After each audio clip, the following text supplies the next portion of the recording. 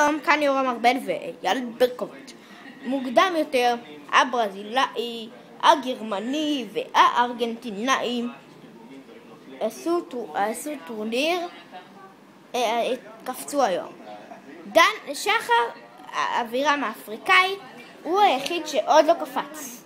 אז שחר מוזמן לעלות על הבמה ולעבור את 40 קבוצות בשביל לעבור את גרמני שזכה במקום הראשון והברזילאי במקום השני. הוא צריך 38 בשביל לעבור את הברזילאי במקום השני בבית. הברזילאי עוד לא מובטח לו המקום בשלב הבא, אבל הגרמני מובטח לו המקום בשלב הבא. שחר עושה 2 קפיצות עכשיו 1, 2, 3, 4, 5, 6, 7, 8, 9, 10, 11, 12, כבר במקום השלישי לפחות, 14, 15, 16, 17, 18, 19, 20, 21, 22, 23. כמה קפיצות יצא לך? תראה. יש לו סיכוי מאוד טוב לעלות. ורשום פה רשום 31. רגע, איפה זה? פה רשום 31. הנה, 31. מה זה אומר? 31 קפיצות!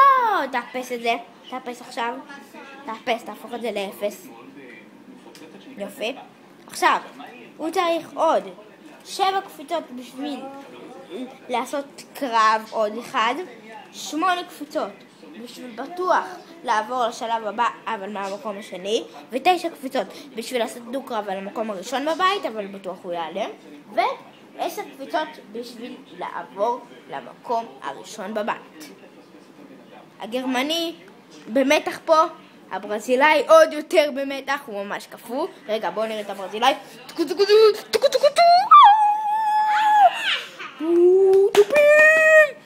סמבה. והגרמני אומר, אני חייב לעלות לשלב הבא מהמקום הראשון בבית כי זה ייתן לי ביטחון. יאללה. ועכשיו האפריקאי מתחיל. הוא בחימום והוא מתחיל. 3, 4 אני הולך ככה, אני קופץ. ותתחיל לקפוץ. תקפוץ באמת. האם האפריקאי יפסיד טכנית? השופט שורק, השופט מוציא לו כרטיס צהוב. אתה, כן. והקפץ.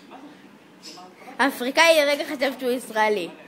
3, 4 1, 2, 3, 4, 5, 6, 7 קפיצות, זה בדיוק מה שמספיק לנו לדו-קרב. רגע, מה רשום פה?